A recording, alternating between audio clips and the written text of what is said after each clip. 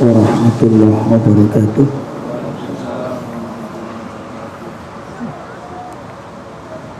Alhamdulillah alladzi arsala rasulahu bil huda wa dinil haqq liyudhhirahu 'ala dini kullih wa kafa billahi syahida. Asyhadu an la ilaha illallah wahdahu la syarikalah wa asyhadu anna Muhammadan abduhu wa rasuluh. Ya ayyuhalladzina amanu taqullaha haqqa tuqatih wa la tamutunna illa wa antum muslimun. Ya ayyuhalladzina amanu taqullaha wa qulu qawlan sadida yuslih lakum a'malakum wa yaghfir lakum dhunubakum wa man yuti'illaha wa rasulahu faqad faza fawzan 'azima. Allahumma salli wa sallim wa barik ala nabiyyina Muhammadin wa ala alihi wa ashabihi wa man tabi'ahum bi ihsanin ila yaumiddin. Amma ba'd, ikhwatul iman rahimani wa rahimakumullah, bapak-bapak, ibu-ibu, jamaah majelis taklim yang semoga dimuliakan Allah Subhanahu wa ta'ala. Alhamdulillah, pada pagi ini dengan izin Allah kita bisa hadir di dalam majelis ilmu ini. Kita manfaatkan dengan sebaik-baiknya kesempatan yang mulia ini untuk bisa meraih berbagai macam kebaikan-kebaikan. Melalui majelis taklim ini kita harapkan bisa meraih masalih, kemaslahatan yang seluas-luasnya, baik itu masalihud dunya atau masalihul akhirah, baik itu kemaslahatan dunia maupun kemaslahatan akhirat. Ikhwatul iman rahimani wa rahimakumullah, sebelum kita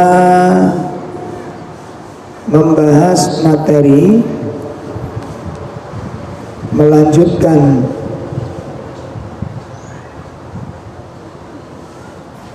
pembahasan tentang indahnya Islam sampai pada poin yang ketiga, yaitu bersikap al-adil, bersikap adil. Sebelum itu mari kita luruskan niat kita dan kita penuhi adab-adab di dalam thalabul ilm. Mohon dengan sangat yang di depannya longgar untuk bisa diisi depannya. Ini masih ada yang kosong di depan, monggo ditoto yang belakang biar nanti nggak kesulitan membantu teman-teman yang datang di kemudian. Ya, yang lihat depannya kosong langsung maju.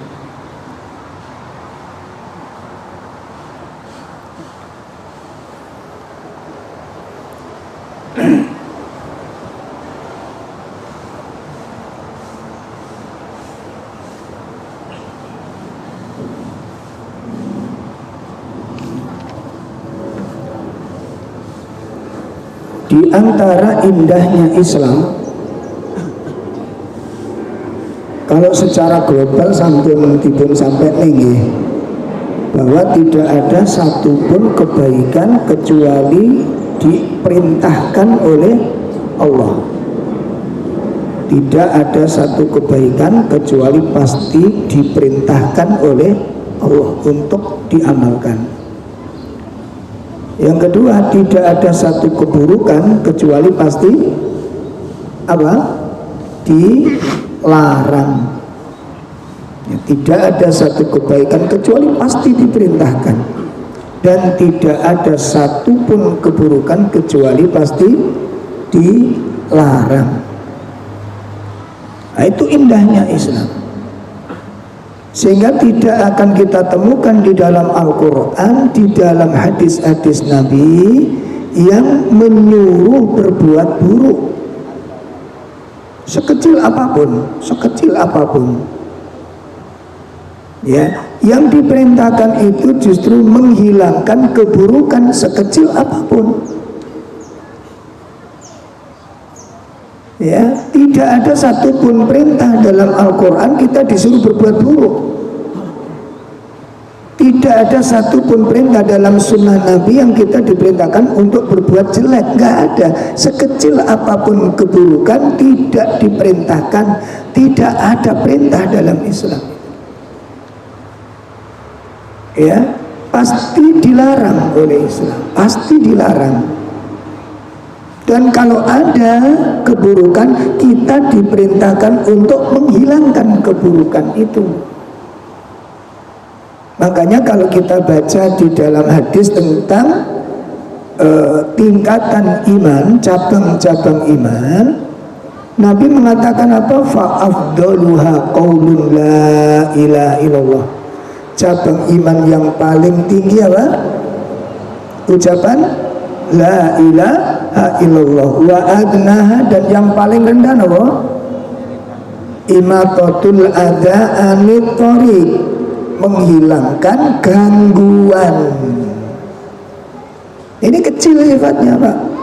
Karena itu merugikan. Islam memerintahkan kita, memberikan kepada kita untuk menyingkirkan gangguan itu. Ya, sekecil apapun sesuatu yang merusak, sekecil apapun sesuatu yang merugikan, sekecil apapun yang menyakiti, Islam memerintahkan untuk menyingkirkannya. Loh, jangankan yang merugikan, jangankan yang merusak, jangankan yang mengganggu, yang enggak bermanfaat diperintahkan untuk dilakukan atau dijauhi. Dijauhi yang tidak ada manfaatnya. Maka inilah yang kemudian menjadikan kita patut bersyukur dan berbangga tentunya dengan syariat agama yang mulia ini. Nah, mari kita lihat ayat-ayatnya.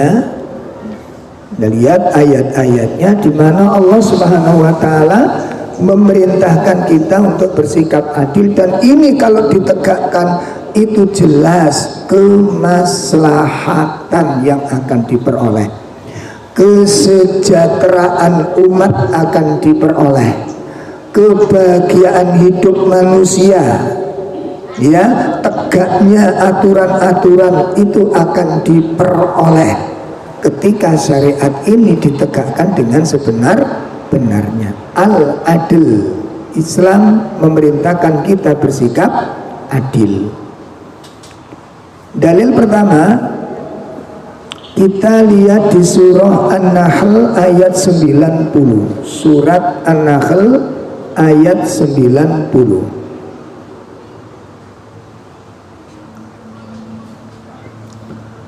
Allah Subhanahu wa taala berfirman di sana, a'udzubillahi minasyaitonir rajim. Innallaha ya'muru bil adli wal ihsani wa ita'i dzil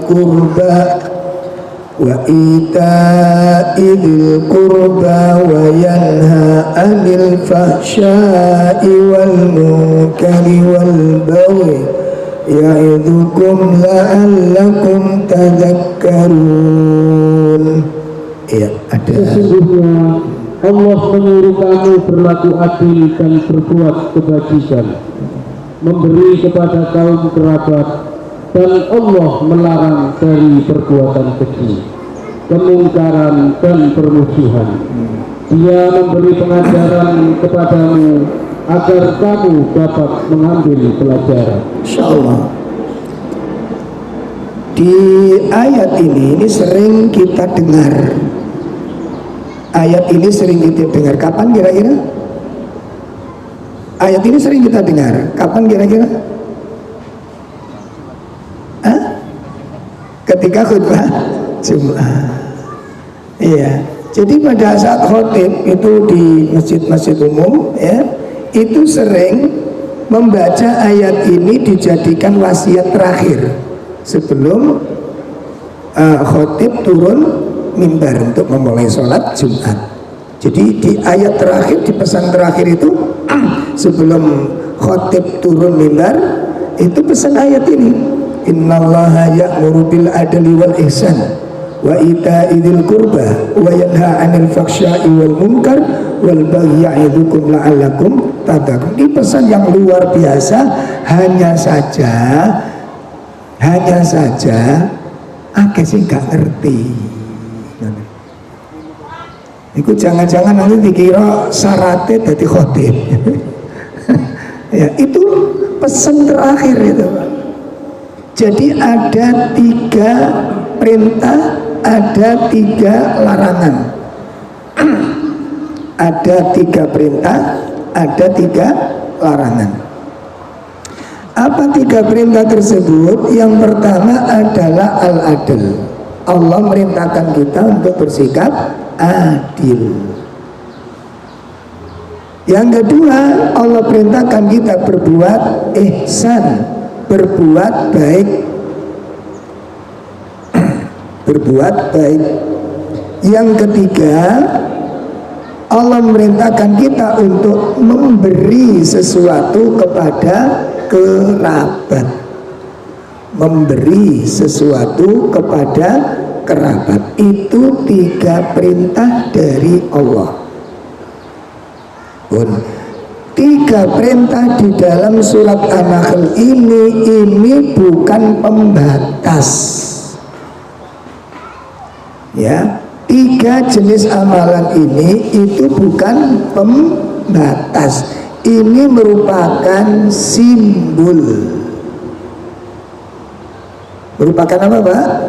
Simbol bahwa tidak ada satupun kebaikan kecuali pasti diperintahkan di dalam Islam.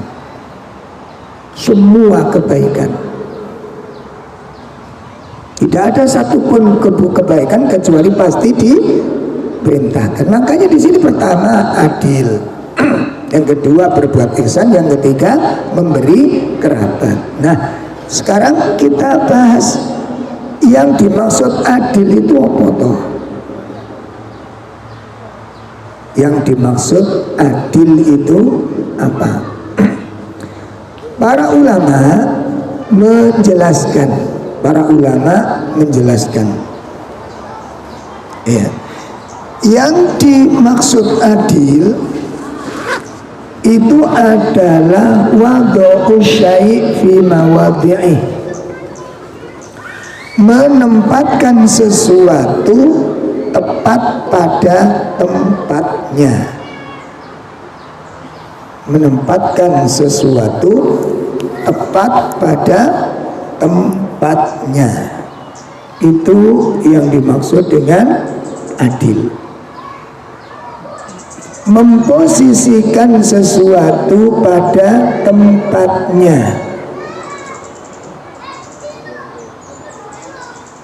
Memposisikan sesuatu pada tempatnya. Itu yang dimaksud dengan sikap adil. Ini pandangan para ulama tentang sebuah keadilan. Nanti kita kupas. Kemudian dalil yang kedua, Perintah tentang sikap adil.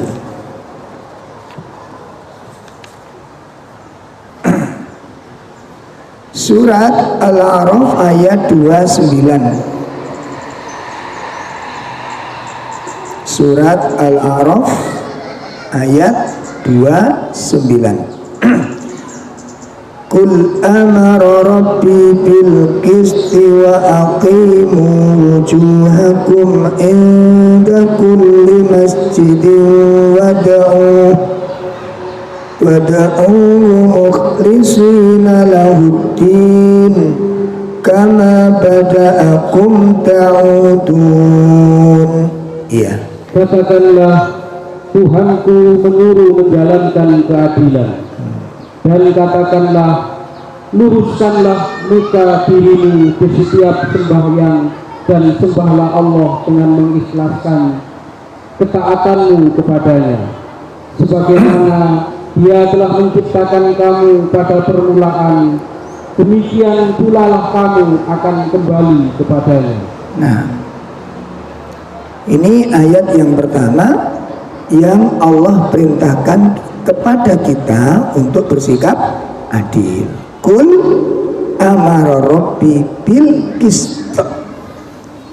Katakanlah Muhammad, Rabbku menyuruh menjalankan keadilan. Itu dalil yang kedua. Kemudian kita lihat dalil yang ketiga.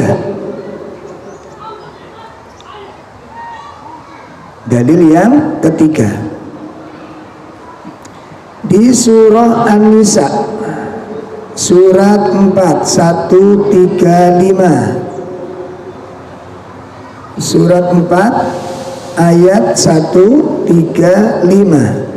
Ya ayyuhalladzina amanu kunu qawwamina bil qisti syuhada'a lillahi walau ala anfusikum awil walidaini wal aqrabin. Ya, silakan. Wahai orang-orang yang beriman, jadikanlah kamu orang yang benar-benar penegak keadilan, menjadi saksi karena Allah, biarpun terhadap dirimu sendiri atau ibu bapak dan kaum kerabatmu. Perhatikan ini. Wahai orang-orang yang beriman, jadilah kamu itu penegak keadilan. Ya, jadilah kamu orang-orang yang benar-benar penegak keadilan dan menjadi saksi karena Allah. Ya, biarpun terhadap dirimu sendiri hendaknya kau berlaku adil, atau kepada bapak dan kaum kerabatmu. Nah, di sini nanti kita banyak kena, Pak, di sini. Ya, makanya saya ingatkan jenengan kalau melihat mungkin tokoh-tokoh yang curang, tokoh-tokoh yang dolim, itu kita itu jangan cuma mencaci maki saja. Loh. Kenapa? Karena kalau kita itu menjadi mereka, orang mesti bener.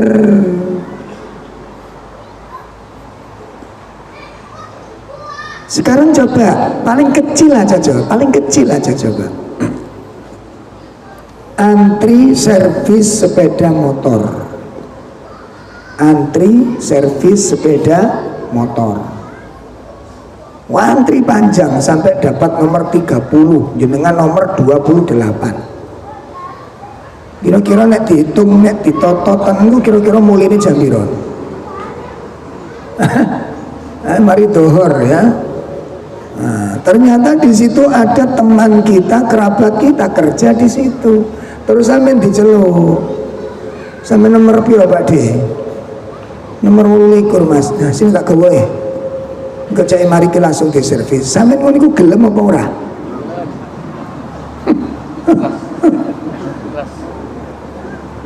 Gelem apa ora? Oh, gelem. Ora izin. ora izin. Rumoso dolim. Iki dolim apa rezeki? Tak takoni rezeki apa dolim? Rezeki. Wis gak usah dhuwur-dhuwur, gak usah dhuwur-dhuwur. Di situ loh kita sudah gagal jadi orang dolim. Bisa adil?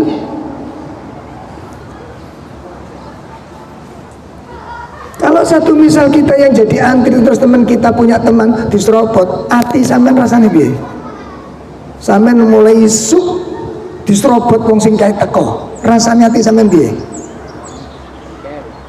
Rasane atine sampean piye? Dan sampean enggak ngerasakan, itu dirasakan orang lain ketika jenengan didahulukan. Iso adil? Wis iki gak usah dhuwur-dhuwur. Ngono ngilokne pejabat-pejabat wong sampean dhewe lho padha ae asline. Hanya saja sampean kali kula iku durung ana kesempatan untuk KTP di kecamatan. Wis konangan kabeh, wajah-wajah enggak adil iki ketok kabeh niki. Ngene ngilok-ngilokne pejabat. Aku gak ada kepentingan karo pejabat, yo gak usah belani pejabat saya. Cuma kita harus bersikap adil toh. Ternyata kita sendiri tidak adil kepada diri sendiri. Kepada diri sendiri. Ayo direnungkan ini, Mbak. Ya, ayo direnungkan. Makanya kita ini jangan sok gitu loh.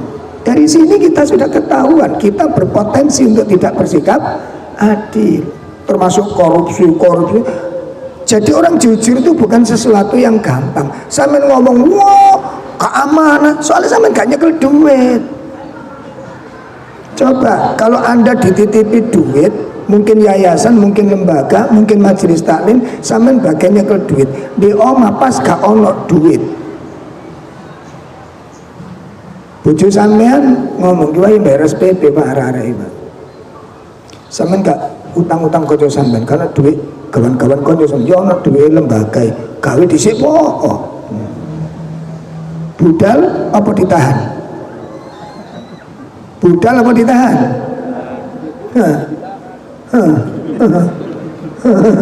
Ndelok wajah sampean greget. Ini kah dicela, dihujat, boleh-boleh saja, cuma masalah itu bener orang kuwi. Menurut syariat bener apa ora? Wis gak usah dhuwur-dhuwur Pak kita ngaji. Ayo ditegakkan kejujuran itu pada diri sendiri. Saya melalui ini, saya nopo jenenge ngalami Pak ngoten niku. Saya ngalami. Dan alhamdulillahnya Allah menolong saya dan keluarga saya. Saya sering diuji dengan titipan-titipan duit jamaah ke sosial. Ustaz, ada yang langsung 50 juta. 50 juta Ustaz, tak serahkan ke jenengan. Ini akadnya untuk apa Bu? Terserah Ustaz. Loh lah enak saja nih. Terserah Ustaz, tak kudo. Terserah saya. Lah iki nak gawe tuku sepeda motor monggo, nek memang itu dipandang penting. Ya Allah, nek memang Ustaz pandang penting, silakan, tidak apa-apa.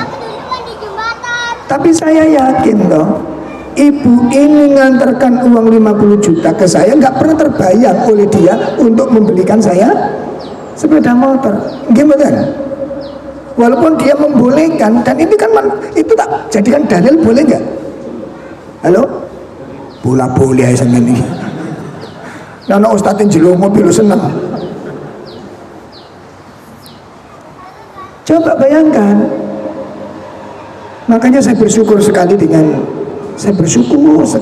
istri saya itu menggunakan uang titipan amplop, ngambil 5.000, 1.000 itu lapor ke saya. Kan ada di selorokan, ada di dompet, ada di tas, itu tak bagi-bagi itu Pak.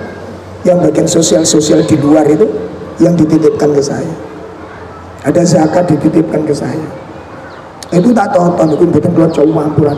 Dan alhamdulillahnya di rumah dijaga oleh Allah uang. Betul-betul dijaga. Jadi kalau menang hutang bukan di situ. Kalaupun hutang di situ dicatat, tidak 1% pun boleh mengambil di situ tanpa ada alasan yang hak. Dan saya melalui ini, saya jalani itu, saya mengalami. Makanya bersikap yang demikian itu bukan sesuatu yang mudah, gitu loh. Bukan sesuatu yang mudah. Jenengan iso adil, soalnya gak nyekel duit. Coba digawani duit atau jadi pengurus tadi itu. Ya, jadi pengurus. Masya Allah. Saestu Pak, saestu. Makanya saya disuruh masuk ditawari ke apa? Ke organisasi. Jadi Ustaz ini butuh orang, ya saya kurang butuh. Ujiannya sangat berat. Lembaga-lembaga podo ae, Pak. Banyak orang-orang yang seperti itu, banyak. Bun. Ini yang dalil keberapa tadi? Ketiga. Dalil keempat, surat Al-Maidah ayat 8. Surat Al-Maidah ayat 8. Nah, saya pas menjelang Idul Fitri ini ku antri sepeda motor. Dapat nomor 39. Akhirnya ada santri saya yang menjadi petugas itu. Loh, santri kok? Iya. Nah, Ustaz. Ini ki antri servis ini. Nomor pinten? 39. Hah? Iya sore enggak? Nggih mboten napa-napa. Pun kula servis e. Alhamdulillah, sakjane sewenang Mas kula. Tapi ndelok wong sing ngenteni mulai esuk Mang, pasti muangkel ndelok aku. Nggih mboten? Oke, teko langsung digarap. Muangkel Mas pasti. Lah ini Ramadan. Aku gak kepingin Ramadanku ini hancur gara-gara servis. Lah gak cocok toh? Gara-gara servis Ramadanku hancur. Mboten napa-napa, iku awakmu. Sing ngenteni ndelok aku pasti makel. Aku jarno ae ya cekaan. Ndak usah lah. Alhamdulillah lolos. Tapi sakjane yo eman, Pak. Wong aku yo kan jaluk ngono to. Tapi itu saya yakin mereka mangkel lihat saya. Dan kita belajar dari hal yang paling kecil, adil. Belajar jadi orang yang jujur. Lepas dari kecurangan, terbebas dari kedoliman. Karena ini nanti kaitannya dengan dolim. Kaitannya dengan dolim. Kalau kita tidak berlaku adil berarti berlaku dolim. Kalau tidak berlaku adil berarti berlaku curang. Cuma itu saja sudah. Dan dolim secara mutlak hukumnya haram. Dolim secara mutlak hukumnya haram. Makanya nek iso jenengan ditoto sebetul hati-hati. Termasuk ngapunten pengajian banyak begini ini. Delek sandal iku aja teko nikah ini sampean nyop ngicaki dalan koncone sandale sak menika itu kayak ngarep dhewe. Kenapa harus menodai sandal orang-orang lain? Lah sampean sandal sampean iku resik apa rusuh? Hah? Terus idek-idek sandale wong akeh ngono iku piye? Wis, aku gak nuduh salah situ, ojo tolah kanan toleh kini ora penak. Sing rumangsa tau ngono tobaton ing Gusti Allah. Tur ojo dibaleni maneh. Saged niki? Lah nek sampean ndelek sandal tok gak iso. La haula wala quwata illa billah. Jangan merugikan orang lain. Itu kan kotor kaki orang lain itu nanti. Yang tadi dipakai dalam kondisi bersih, begitu mari sampean kita niku bersih napa kotor? Dolim napa mboten? Ngene kok ana sing atine elek muni ngene. Sing atine elek muni ngono tok gak oleh. Iku elek atimu. Iku elek atimu. Sekecil apapun, jangan berlaku dolim secara mutlak. Allah haramkan kedoliman. Nanti dibahas setelah bahas masalah adil ini. Apa itu dolim? Bagaimana jenis-jenis kedoliman? Sampun. Nah, jadi dalil berikutnya surat apa tadi? Al-Maidah ayat 8. Ya ayyuhalladzina amanu qulu qawamina billahi syuhada'a bil qist ولا يجرمنكم شنآن قوم على ألا تعدلوا اعدلوا وأقرب للتقوى واتقوا الله إن الله خبير بما تعملون. Hei orang-orang yang beriman, hendaklah kamu jadi orang-orang yang selalu menegakkan kebenaran karena Allah, menjadi saksi dengan adil, dan janganlah sekali-kali kebencianmu terhadap sesuatu kaum mendorong kamu untuk berlaku tidak adil. Berlaku adillah, karena adil itu lebih dekat kepada takwa. Dan bertakwalah kepada Allah, sesungguhnya Allah Maha mengetahui apa yang kamu kerjakan. Baik. Itu Allah perintahkan kepada kita, ya, Allah perintahkan kepada kita untuk bersikap adil. Allah perintahkan, hai orang-orang yang beriman, hendaklah kamu menjadi orang yang selalu menegakkan kebenaran karena Allah. Ya, maka dai-dai, ustadz-ustadz itu dakwahnya harus dibangun di atas dasar kepentingan agama, bukan kepentingan partai dan organisasi. Ya.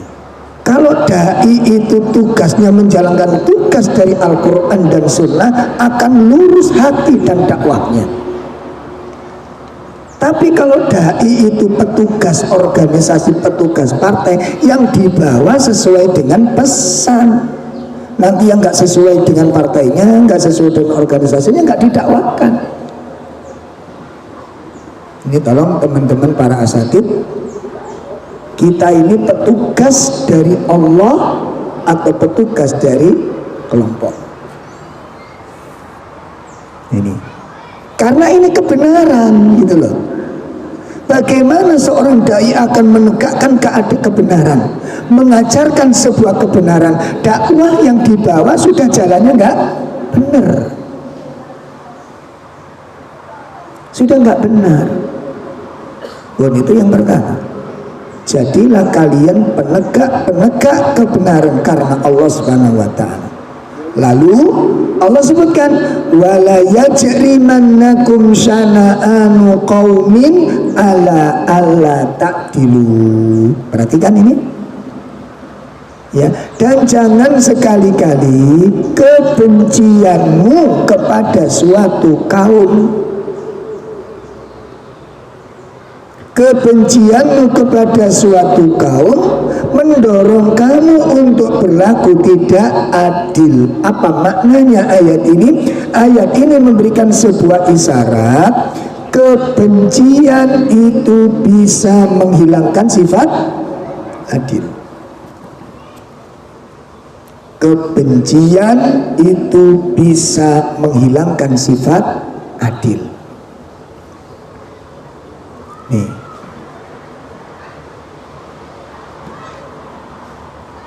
ada satu kisah, nanti bisa jenengan lihat, kisah masuk Islamnya sahabat Sumamah. Itu menarik, Pak. Jadi Sumamah itu pimpinan dari suatu kabilah yang membantai beberapa sahabat utama Rasulullah Shallallahu Alaihi Wasallam. Namanya Sumamah, orang kafir ini. Nah, setelah Sumamah membantai beberapa sahabat utama Rasulullah SAW, Rasulullah memerintahkan kaum muslimin untuk perang dengan Sumamah, dengan kabilahnya, dan perintah langsung dari Nabi, bunuh Sumamah. Maka diaturlah, direncanakanlah satu waktu untuk bisa menyerang Sumamah dengan kabilahnya. Karena kedoliman yang dilakukan oleh Sumamah dibalas oleh Nabi SAW. Ini bukan balas dendam, tapi menegakkan sebuah hujjah dan keadilan. Di Tibalah saatnya perang, berangkat kaum muslimin diperintahkan oleh Nabi SAW. Pesan Nabi, ketemu Sumamah, bunuh Sumamah, karena dia yang menjadikan terjadinya pembantaian para sahabat Nabi SAW. Akhirnya berangkatlah para sahabat ini, pasukan kaum muslimin berangkat. Nah, yang menarik apa? Dari pasukan yang dikirim ini tidak ada satupun yang kenal dengan Sumamah. Sumamah itu sing di, orang sing roh, Pak. Akhirnya terjadi peperangan. Perang hebat terjadi, terluka dan melukai, membunuh dan terbunuh, dan dimenangkan oleh pasukan kaum muslimin. Dimenangkan oleh pasukan kaum muslimin. Nah, akibatnya akhirnya apa? Pasukan Sumamah yang kalah itu ditawan, ditangkap dan ditawan oleh kaum muslim, dibawa ke Madinah. Nah, setelah dibawa ke Madinah, diikat di masjid-masjid itu, di tiang-tiang masjid sebagai tawanan perang. Nah, begitu masuk subuh Nabi pergi ke masjid, nyambangi apa? Tawanan-tawanan, karena dalam Islam kaum muslimin harus memperlakukan tawanan-tawanan, siapapun yang menjadi tawanan itu harus diperlakukan dengan sebaik-baik perlakuan. Itu dalam Islam. Tidak boleh menyakiti, mendolimi, menyiksa orang-orang yang sudah menyerah, tidak boleh, Pak. Nah, begitu Nabi masuk masjid, mengunjungi para tawanan, Nabi terkejut, ternyata yang diikat itu Sumamah. Loh, orang nomor satu yang dicari Nabi SAW untuk dibunuh itu, dicancang minggu. Loh, ini Sumamah katanya. Akhirnya sahabat dipanggil, ya sahabat, ini Sumamah ini. Oh, ini kah orang yang telah membunuh para sahabat? Iya, ya ini orangnya. Akhirnya apa? Harus apa? Nah, kalau gitu di kaum tua dibunuh di luar gitu. Kan udah tuh kita tangkap ini, tinggal bunuh aja, sudah eksekusi ini. Apa kata Nabi? Sumamah sekarang menjadi apa statusnya? Nah, kalau udah menjadi tawanan bagaimana? Tidak boleh disakiti. Diperlakukan dengan perlakuan yang sebaik-baik perlakukan. Nabi ngelihat Sumamah mangkel apa enggak? Mangkel. Tapi imannya mendahuluinya. Perhatikan, Mbak, imannya mendahuluinya. Di areal ini tidak boleh ada caci makian, hujatan, cemoohan, perlakuan enggak boleh. Itulah kenapa orang-orang kafir dulu berbondong-bondong masuk Islam, karena takjub bagaimana kaum muslimin memperlakukan mereka. Perhatikan, bagaimana cara memperlakukan orang yang ditawan itu bagaimana. Jadi mestinya dengan pelajaran seperti ini nanti banyak orang-orang ngaji sunnah gara-gara perlakuan kita kepada tetangga. Ojo sampai orang lari dari sunnah gara-gara perlakuan kita dengan tetangga. Tugas kita mengajak orang masuk ke dalam sunnah. Nah, ini keadilan yang ditegakkan oleh Nabi, walaupun dengan kebencian. Wala yajrimannakum sana'anu qaumin ala alla ta'dilu. Sahabat Abu Bakar masih ingat kisah dengan Mistah? Mistah kerabat Abu Bakar yang kebutuhan Mistah itu setiap hari ditanggung oleh Abu Bakar. Makannya, minumnya, pakaiannya, seluruh kebutuhan Mistah dan keluarga itu ditanggung oleh Abu Bakar bertahun-tahun. Baik, qadarullah, Mistah terlibat penyebaran berita hoax tentang fitnah yang menimpa kepada Aisyah. Ya, Mistah terlibat, dia termasuk penyebar berita Aisyah zina. Mistah termasuk yang suaranya cukup lantang memberitahukan bahwa Aisyah telah berbuat zina. Nama baik keluarga Abu Bakar tercoreng, kehormatan Ummul Mukminin istri Rasulullah SAW ternoda, dan Ummul Mukminin tidak berani keluar rumah karena fitnah yang mengerikan ini. Mistah begitu dengar Abu Bakar Mistah terlibat dan dia cukup lantang suaranya, Abu Bakar bersumpah kepada Allah. Apa katanya? Wallahi, demi Allah, mulai sekarang aku cabut bantuanku kepada Mistah. Kalau kita ngelihat ini diadegankan, didramakan itu, nek kula sampe nonton itu kira-kira seneng apa enggak dengan keputusan Abu Bakar? Hah? Sewenang, sip, kapok kan? Gimana? Cocok nih. Pantas dia mendapat seperti itu. Turun ayat, tidak boleh orang yang beriman, orang-orang yang diberi kemampuan memutuskan bantuannya kepada orang-orang fakir, orang-orang yang diberi bantuan. Tidak boleh dia bersumpah untuk memutuskan bantuan. Nabi ngerti ayat ini turun berkaitan dengan sumpahnya Abu Bakar. Allah. Akhirnya Nabi pun datang menemui Abu Bakar. Ya Abu Bakar, ada ayat yang berbunyi begini. Tidak boleh bersumpah untuk memutuskan kekerabatan dan memutuskan pemberian kepada orang-orang yang butuh bantuan.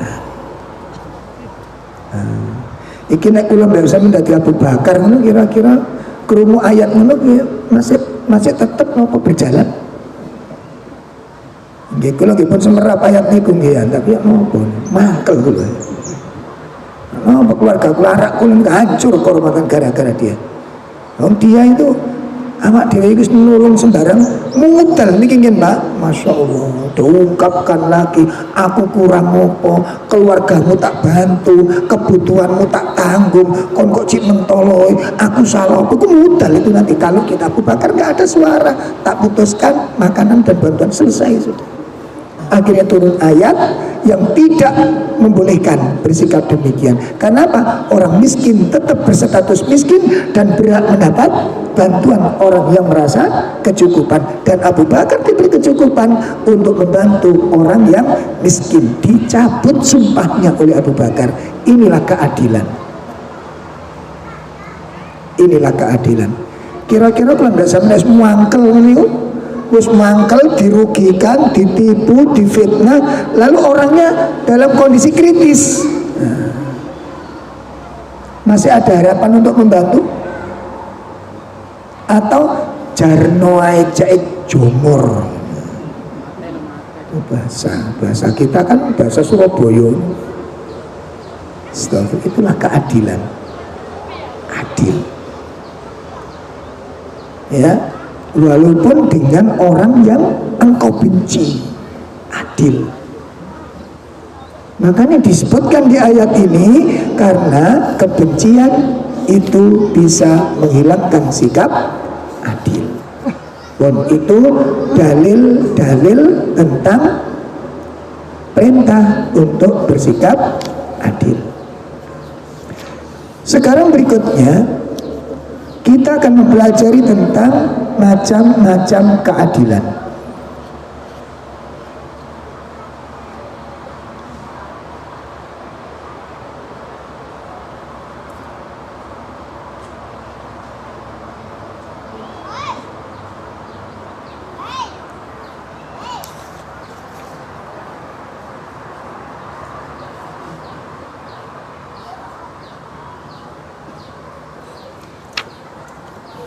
Yang pertama, hukum tentang adil di dalam masalah hukum. Satu, adil dalam masalah hukum.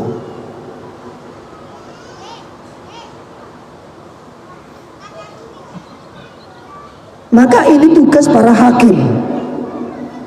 Tugas para hakim. Maka para hakim wajib memahami tentang masalah tersebut. Ya, karena nasib hakim, status hakim, kondisi hakim itu menentukan nasib banyak manusia. hakim itu memiliki potensi yang sangat besar, kebaikan maupun kehancuran. Sehingga status hakim itu bisa menjadi bagian dari nasib suatu umat. Maka apabila hakim itu bertakwa kepada Allah dalam menetapkan hukum, lalu mengetahui bahaya-bahaya sesuatu yang diserahkan kepada mereka, kita lihat Pak, berapa banyak dirampasnya harta-harta, dirampasnya kehormatan-kehormatan, ditumpahkannya darah-darah. Itu akibat ulah orang-orang yang menegakkan hukum. Ketika hukum itu tidak ditegakkan dengan tepat, orang-orang dirampas kemerdekaannya, lalu dipenjara di balik jeruji besi, jatuh kehormatannya karena putusan hakim. Ya, karena putusan hakim. Mereka berada di atas bahaya yang sangat besar. Para hukama, orang-orang yang menegakkan hukum, yang kemudian tidak dilandasi dengan ketakwaan, tidak dilandasi dengan keimanan, tidak dilandasi dengan kejujuran, para hukum itu berada di atas bahaya yang sangat dahsyat. Namun apabila para hakim diberi taufik oleh Allah Subhanahu wa taala, maka mereka pasti akan selamat. Mereka akan selamat. Rasulullah SAW menjelaskan, al-qudatu thalathatun. Ya. Al-qudatu, para hakim itu ada 3 macam. Para hakim itu ada 3 macam. Wahidun fil jannah, wasnani finnar. Yang satu golongan itu masuk ke dalam surga, dan yang 2 masuk ke dalam neraka.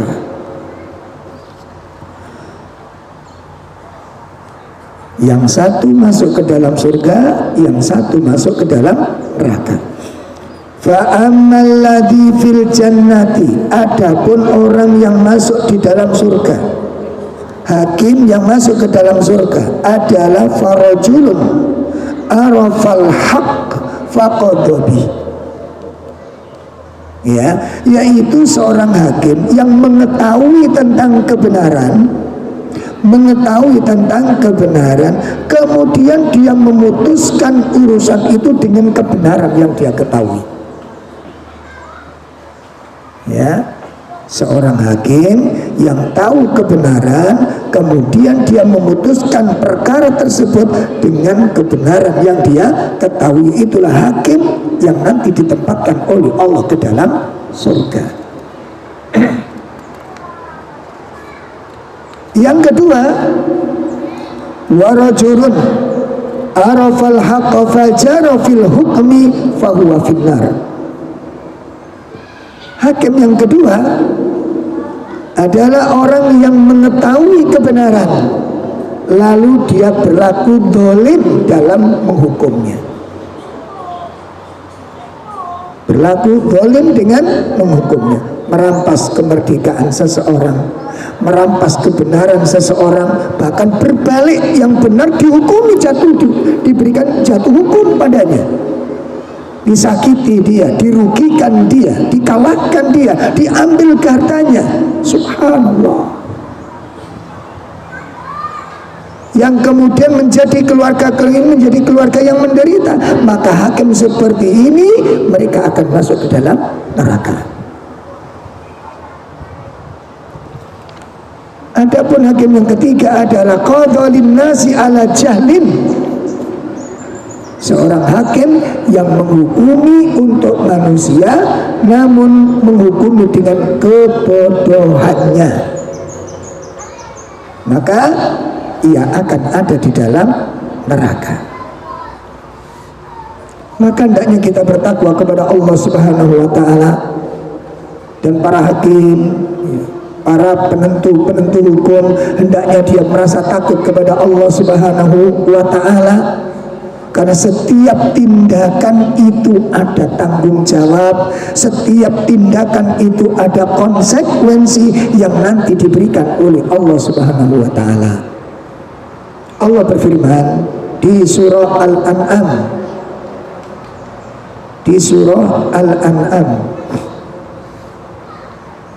ayat 152, wa auful kaila wal mizana bil qis la nukallifu nafsan illa wus'aha wa idza qultum fa'dilu walau kana dza qurba wa bi ahdillahi aufu dzalikum wassaqum bihi la'allakum tadhakkarun.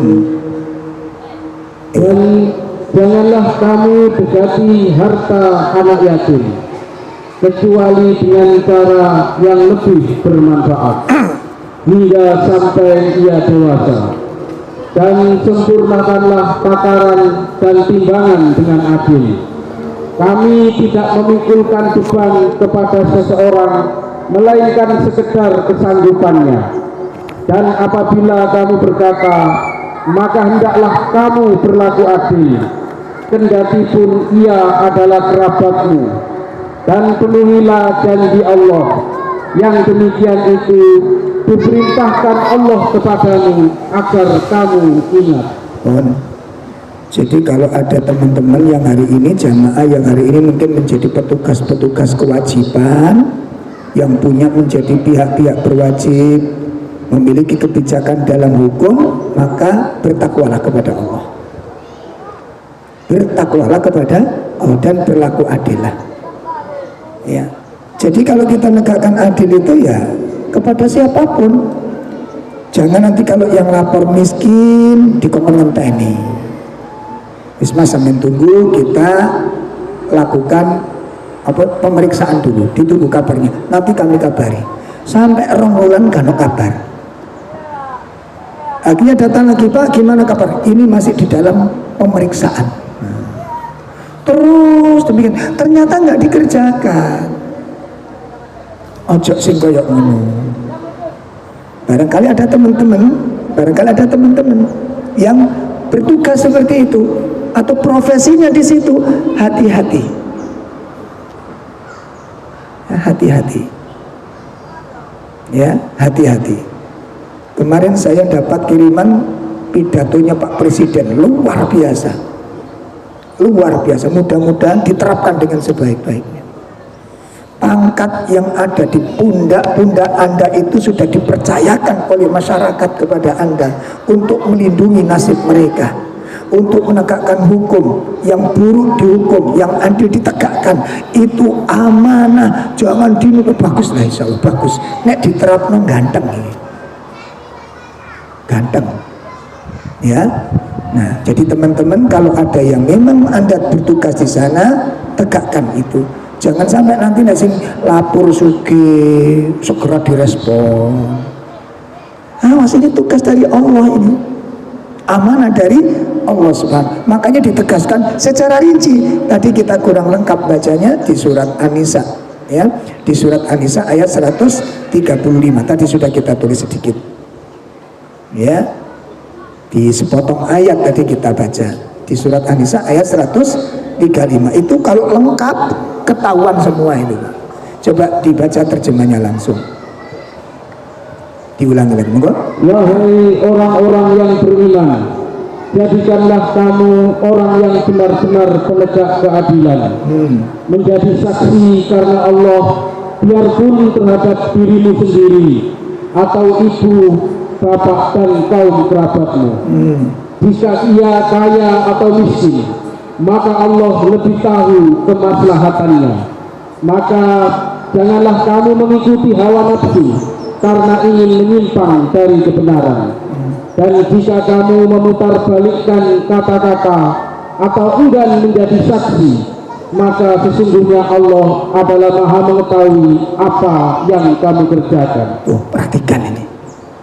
Hai orang-orang yang beriman, Jadilah kamu benar-benar sebagai penegak keadilan, menjadi saksi karena Allah, walaupun terhadap dirimu sendiri, kepada ibu dan bapakmu, serta kepada kaum kerabatmu, jika ia kaya ataupun miskin.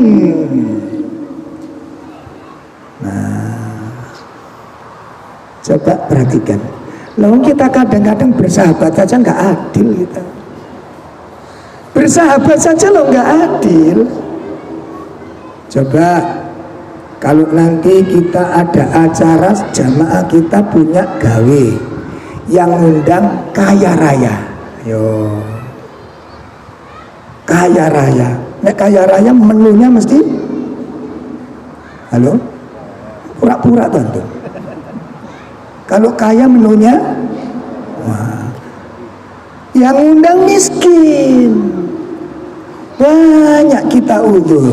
Ono sing encoke kuma. Iki lak ceritane Pak Raden zaman Unyil biyen ya. Kalau yang undang orang-orang biasa kurang mendapat perhatian. Adil nggak ini? Terjadi betul? Terjadi betul? Atau sakit, terdengar berita sakit, kalau ini yang sakit berkunjung, diadakan, dipungsikan, walaupun ini apa ini? Kalau nanti orang miskin, orang yang biadis dan santuni dengar sakit, nggak ada gairah untuk datang menjenguknya. Adil bukan ini? Terus gak usah dubur-dubur bahas keadilan, mas. Dari sisi-sisi sini kita pelaku-pelaku kecurangan itu tidak adil. Masya Allah, saya merasakan Mbak, karena kalau saya membuka konsultasi itu pengaruh besar. Pengaruh, saya diuji oleh Allah. Makanya panjenengan ngapunten ya, ngapunten. Kalau ada jamaah ngaji, orangnya punya status, punya kedudukan, mungkin pengusaha, Lus dermawan, minta nomor jenengan, minta nomor jenengan, mas, aku jalan nomor sampai mas, tak simpen nih nomor. Itu biasa atau luar biasa? Hah? Biasa atau luar biasa? Terus ngasihkan nomor itu dengan penuh kebanggaan atau biasa saja? Beda, mas. Ini kecil aja kita urus itu loh. Minta nomor jenengan, otomatis senang sekali karena dia punya kedudukan, dia punya jabatan, dia punya kekayaan, dia punya pengaruh. Minta nomor jenengan, dengan senang hati kita ngasih. Lalu dia pun kasih nomor dia kepada Anda. Senang menerima atau menderita jenengan? Hah? Dikasih nomor orang terkenal itu rasanya gimana? Hah? Nah sekarang kita rubah. Ada teman kita tahu dia miskin sekali, banyak dibantu oleh teman-teman, terus minta nomor jenengan, mas, aku jalur nomor sampai mas, dikayopo. Anda dengan sukarela memberi atau curiga? Halo, ojo guyang-guyu kita tenanan. Ini orang miskin minta nomor kita, mas, sampai tak kayak nomorku yo, dikaya apa? Dengan suka hati, dengan bangga, dengan bersyukur, Anda menerima pemberian nomornya. Iki sing ngaji Quran sunnah sing kaya ngono kuwi. Kate ngomong apa sampean? Itu fakta di lapangan. Adilkah kita? Adilkah kita? Insyaallah. Pak, adil itu ternyata gampang apa angel?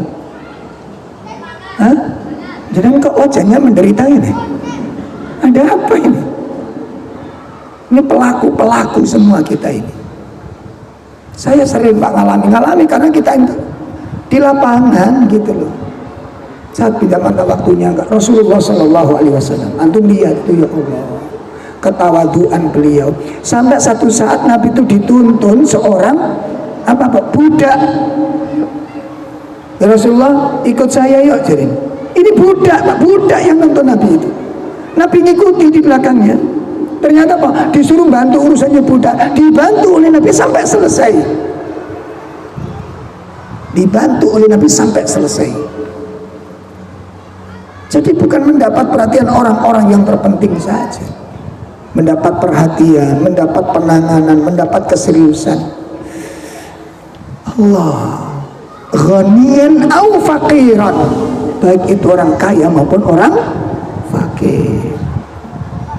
Nah, kan saya kan di kerajaan, ayo syariat ziarah sudah dijalankan apa belum? Saling menziarahi. Engkau nasi di ziarah ini ku sering nyugui. Aku nek datang ke sana mesti ada menu. Nek gak rujak cingur, gado-gado, bakso, pangsit, itu mesti metu. Lah kalau kesifulan, sabar puasa Ramadan. Mana yang kita sukai untuk didatangi? Ini keadilan. Adil, persahabatan, butuh keadilan. Insya Allah. Ya. Persahabatan butuh keadilan. Yang kedua, adil kepada anak-anak. Adil kepada anak-anak. Nah, ini juga perlu pembahasan, nanti rinciannya panjang, Mbak. Ya, karena kita punya anak itu otomatis potensi yang Allah berikan kepada anak-anak kita itu beda. Beda, Mbak. Ada yang kalau anak kita itu hafalan, itu cukup dengarkan 1 kali 2 kali sudah hafal dia. Kita bangga dengan itu. Sekolah di lembaga yang di situ targetnya hafalan, pas sudah. Anak kita ada yang ndak bisa hafal-hafal. Masuk lembaga sekolah yang targetnya hafalan, pasti dia jadi murid terburuk di situ. Ini jangan sampai salah pandang. Jangan sampai salah pandang. Coba jenengan lihat, kalau 2 anak kita di sekolah yang sama, kakaknya nggak hafal-hafal, adiknya banyak hafalan. Pak, Ibu, bisakah kita bersikap adil?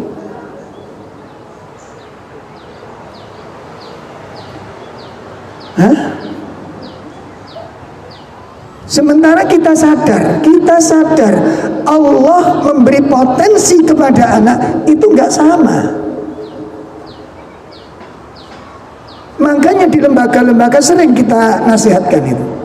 Kalau lembaga ini hanya fokus kepada hafalan saja, maka yang dipandang berharga, yang dipandang mulia, yang dipandang pinter, yang dipandang brilian itu orang yang hafal.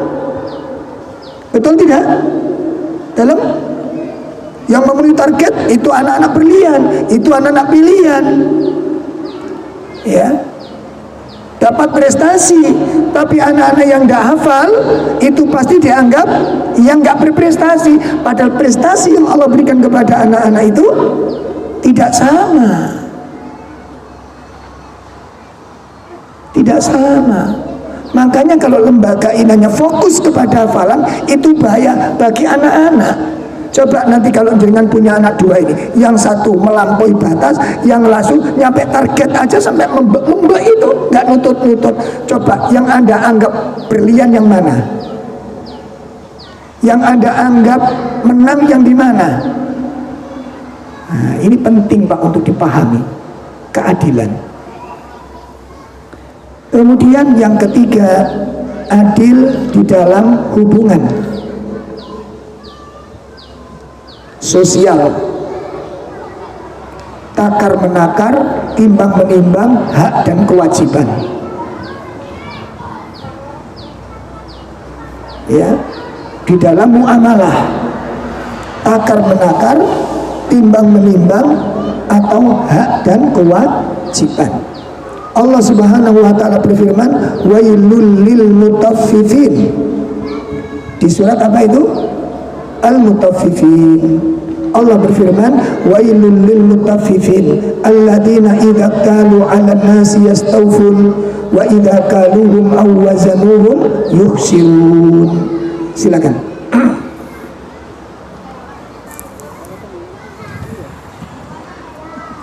Surat berapa, Bu?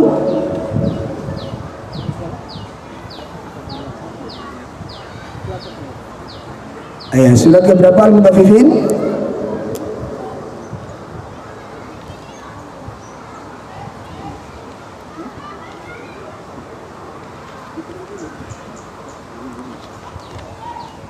Surat 83. Surat 83. Ayat 1 sampai ayat 3.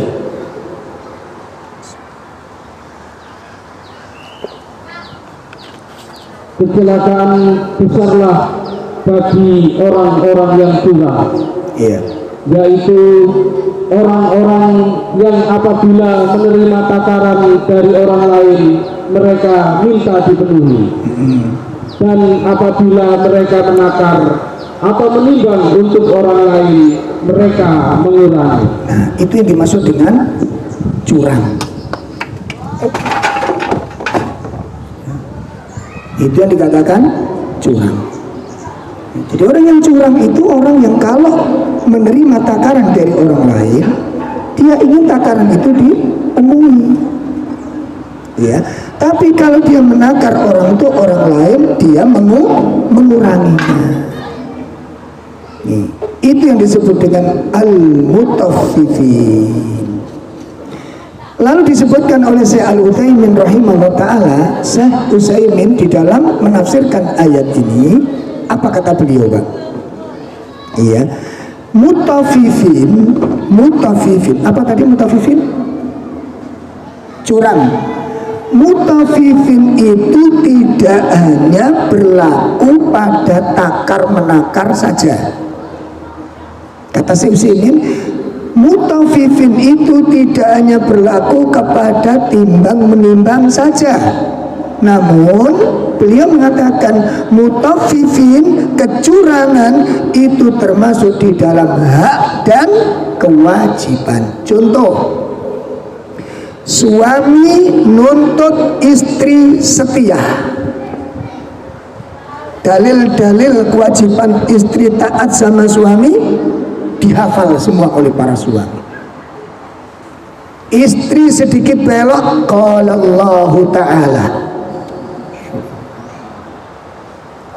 Istri sedikit bantah, qala Rasul sallallahu alaihi wasallam. Dalil-dalil tentang kewajiban istri dihafal semua. Namun suami yang seperti ini, dia tidak peduli dengan hak-hak istri. Sakitipun pahami ini. Jadi kalau ada suami nuntut istrinya taat, nuntut istrinya patuh, nuntut istrinya tunduk dan setia dan macam-macam, namun suami tersebut tidak peduli dengan haknya istrinya, maka suami yang demikian disebut suami yang mutaffifin, suami yang curang. Nah, ibu-ibu, makanya nanti kalau pulang ke rumah, kalau ibu punya suami tipe seperti itu, panggil dia, ya mutaffifin, wahai orang-orang yang curang. Sebaliknya juga demikian. Kalau istri nuntut suami itu harus memenuhi kebutuhannya, tanggung jawab, menjadi imam, menjadi guru, menjadi teladan, namun istri tidak peduli dengan haknya suami, maka istri yang demikian disebut mutaffifin. Nah, yang repot itu kalau suami istri podo hae, podo gak ngerti kewajiban, podo gak memenuhi hak, maka suami istri masing-masing ini keluarga mutaffifin. Seolah itu keadilan, itu keadilan. Nah, Bapak Ibu sekalian, dan masih banyak lagi keadilan dalam berkata, keadilan dalam berkata, keadilan di dalam kekerabatan. Harus perhatikan, ini banyak kita langgar ini jamaah, banyak kita langgar. Yang terakhir,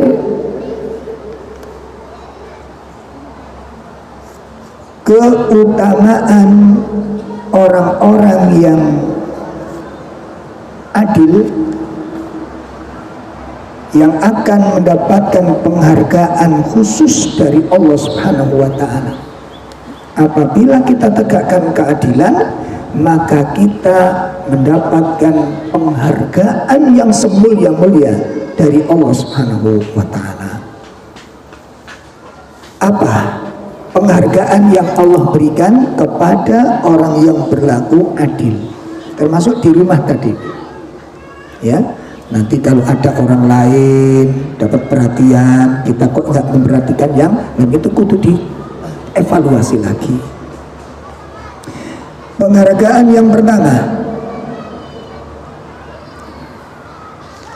orang yang adil akan mendapatkan mahabbatullah. Orang yang berlaku adil akan mendapatkan cinta dari Allah Subhanahu wa ta'ala.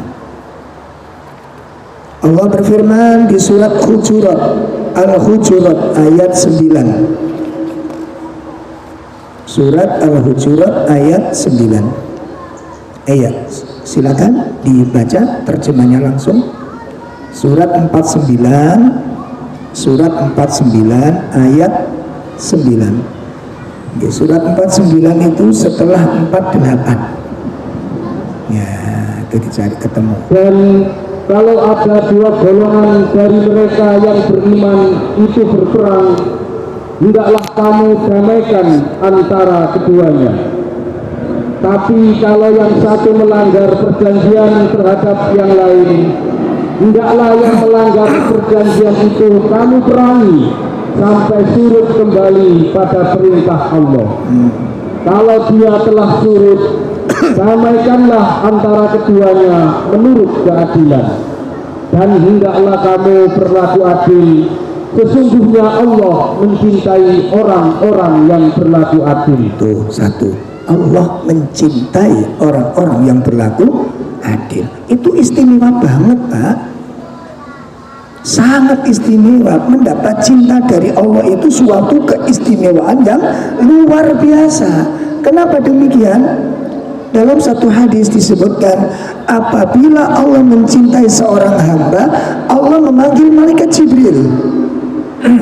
Allah memanggil malaikat Jibril. Untuk apa? Allah memberitahu, ya Jibril, aku mencintai si fulan ini, aku mencintai si fulan ini, maka cintailah si fulan itu, dan perintahkan seluruh para malaikat untuk mencintainya.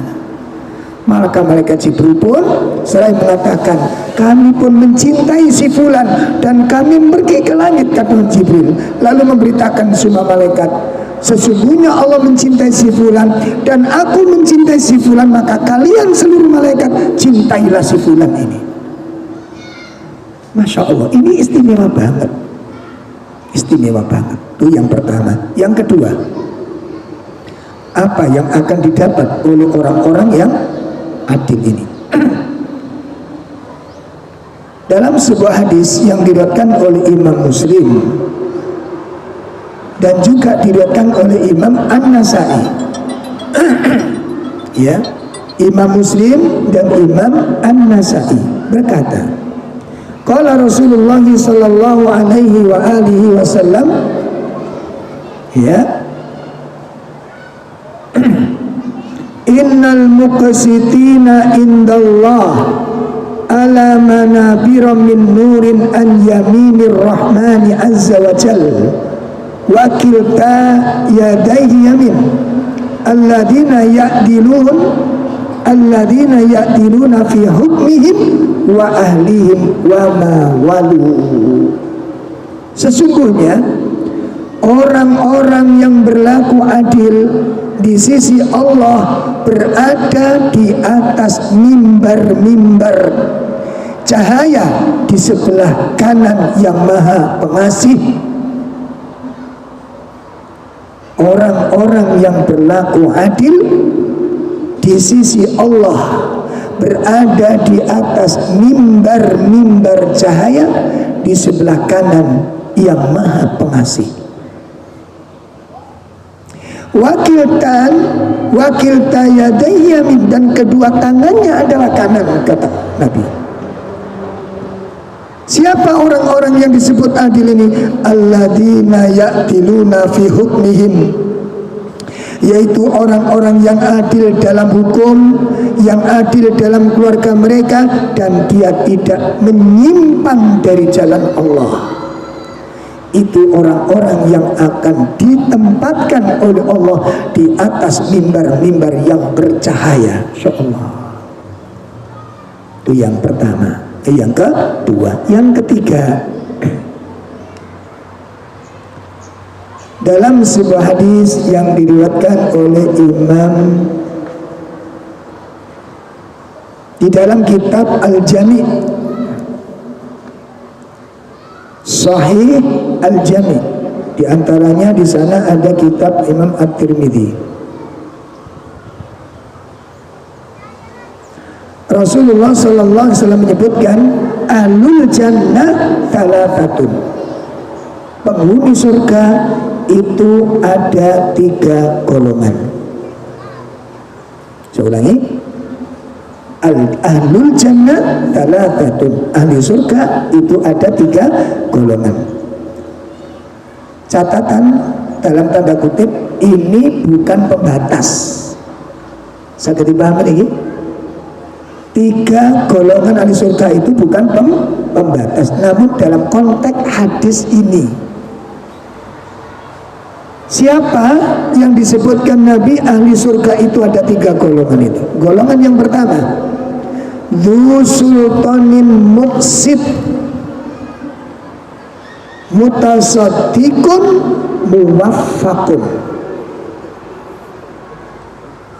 Golongan yang pertama yaitu orang yang memiliki kekuasaan.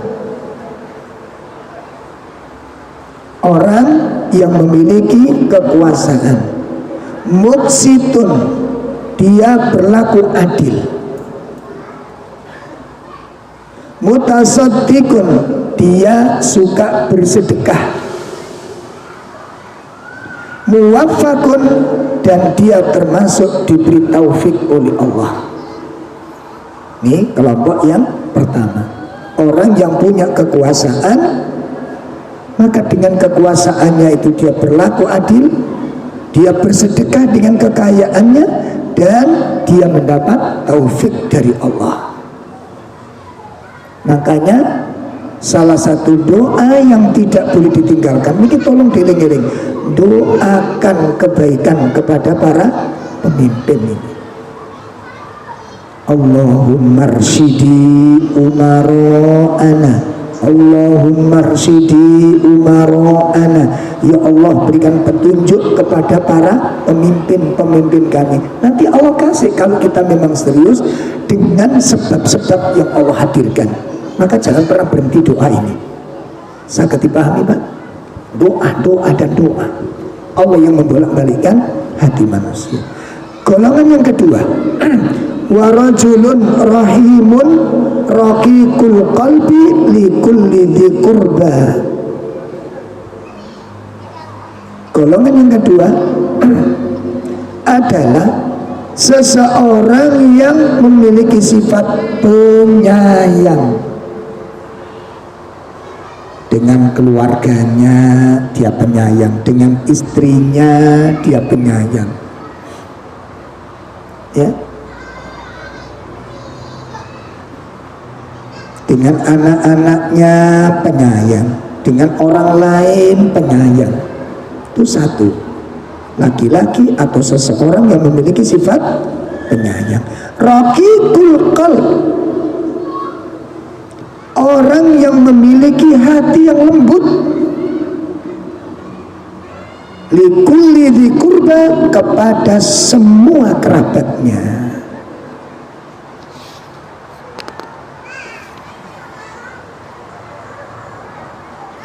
Kepada semua kerabatnya.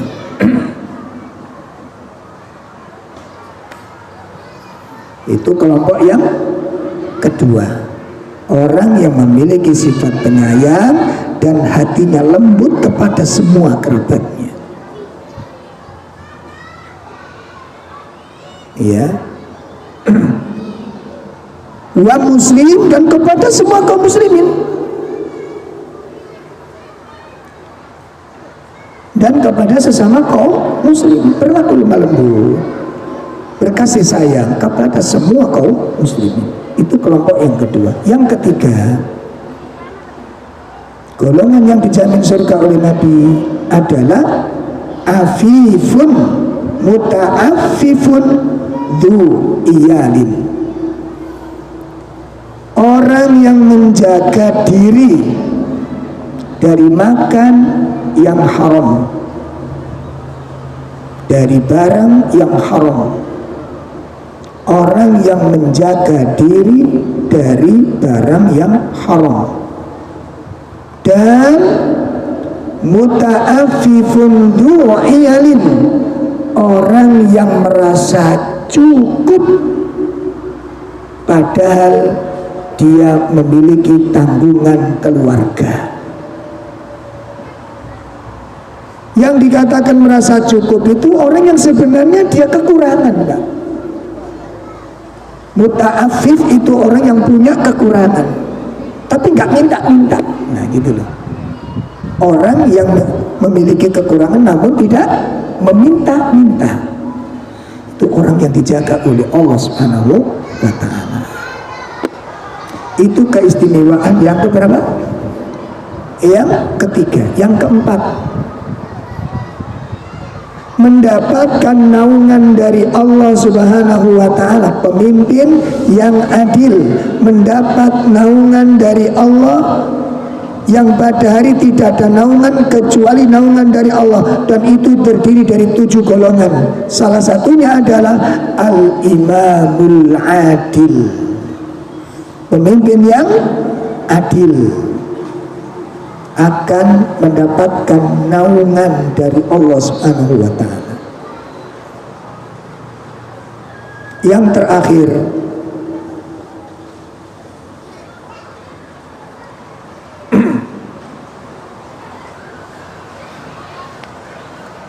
orang-orang yang akan diberi keselamatan oleh Allah, mendapat jaminan keselamatan, diselamatkan oleh Allah. Sebagaimana disebutkan dalam sebuah hadis yang diriwayatkan oleh Imam Muslim,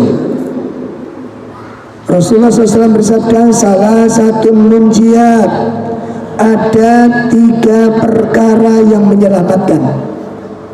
Ada 3 perkara yang menyelamatkan. Yang pertama, al-adlu fir ridha wal ghadab.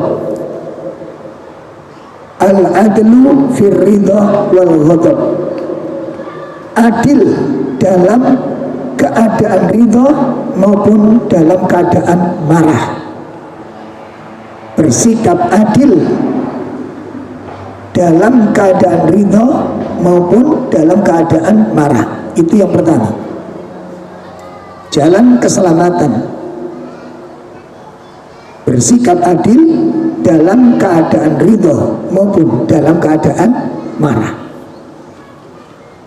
Yang kedua, jalan keselamatan itu adalah khasyatullah, takut kepada Allah, fisirri wal alaniyah, baik di waktu tersembunyi maupun ketika terang-terangan. Takut kepada Allah di waktu tersembunyi maupun ketika di kondisi terang-terangan, atau ketika dia sendirian maupun di tengah keramaian. Karena kondisi ini bisa beda, Pak, bisa beda gitu ya. Yang ketiga jalan keselamatan itu adalah al-iktisad, al-qasdu fil ghina wal faqr. Al-qasdu fil ghina wal faqr.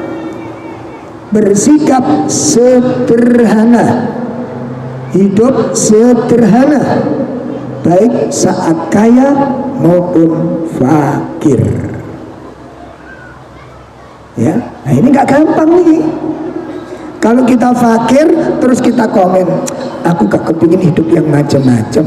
Nek fakir ya wajar ngomong-ngomong, soalnya gak ada duit. Saya gak kepingin jalan-jalan, saya gak kepingin beli ini beli itu, saya ingin sederhana. Kalau yang ngomong fakir begini, niku wajar. Wajar, soalnya gak nyekel duit. Coba jenengan nyekel duit gitu. Insya Allah. Ini keistimewaan orang-orang yang adil. Semoga Allah Ta'ala karuniakan sifat ini kepada kita semua. Dan ayo minta tolong pada Allah, minta tolong pada belajar dari paling kecil tadi, Pak. Masih ini tadi sosial yang adil. Mohon doa dari semua jamaah ikhwan kita sakit. Begitu kita lihat orangnya du'afa, biasa, mudah-mudahan sembuh. Selesai sudah, kunjungi, jenguk dia. Justru orang seperti ini butuh bantuan. Suke-suke ini kasih dibantu rapopo suke. Asli miskin-miskin ini Pak, ya. Terutama kalau dapat undangan, kalau nggak ada udur syar'i, terutama teman-teman yang du'afa, perhatikan undangan mereka. Rasulullah itu nggak pernah beda-bedakan, nggak pernah beda-bedakan. Ini kadang-kadang gue ambil sampean gara-gara menu ini podo karo menu ning omai, wong ini undang-undang. Subhanallah. Baik, sampai di sini kajian kita. Bulan depan kita membahas tentang buah pahit dari kezaliman, dan wajib kita mengetahui apa itu kezaliman dan jenis-jenis kezaliman. Akan kita kaji di bulan yang akan datang, karena mutlak zalim hukumnya haram, dan banyak kita telah melakukan kezaliman tanpa disadari. Semoga masih ada waktu untuk memperbaiki diri. Dan kita berharap jamaah sekalian, langkah-langkah kita ke majelis taklim ini semoga menjadi catatan langkah-langkah kita menuju ampunan Allah Subhanahu wa ta'ala, langkah-langkah kita menuju keridhaan Allah Subhanahu wa ta'ala. Jerih payah kita semoga menjadi catatan amal soleh yang diterima oleh Allah Subhanahu wa ta'ala. Subhanakallahumma wa bihamdika asyhadu an la ilaha illa anta astaghfiruka wa atubu ilaik. Assalamualaikum warahmatullahi wabarakatuh.